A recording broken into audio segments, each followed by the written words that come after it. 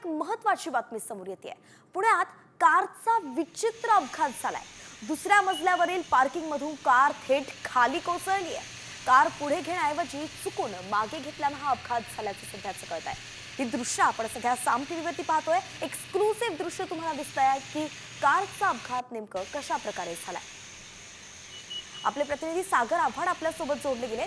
सागर, हा व्हिडिओ आपण पाहतोय, कारवरून नियंत्रण सुटलं म्हणून ही कार पडल्याचं कळतंय। नेमकं काय झालं होतं?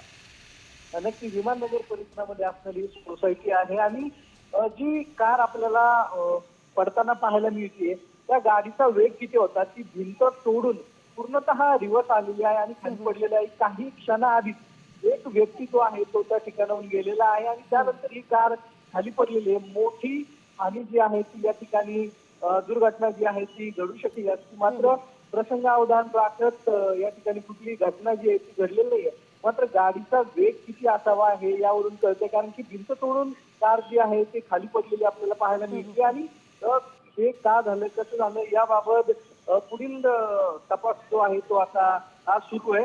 मात्र गाडीचा वेग हा जास्त असल्याचं या व्हिडिओमधून पाहायला मिळतोय। धन्यवाद सागर, अगदी सविस्तर अपडेट आपण दिली। आपण पाहतोय विमाननगर भागात हा अपघात झालाय आणि गाडी चुकून रिव्हर्स आल्यानं अगदी भिंत तोडून ती खाली पडली आहे। म्हणून गाडीच्या वेगासंदर्भात आता प्रश्न उपस्थित केले जात आहेत। कारवाई सुद्धा पुढे होणारच आहे।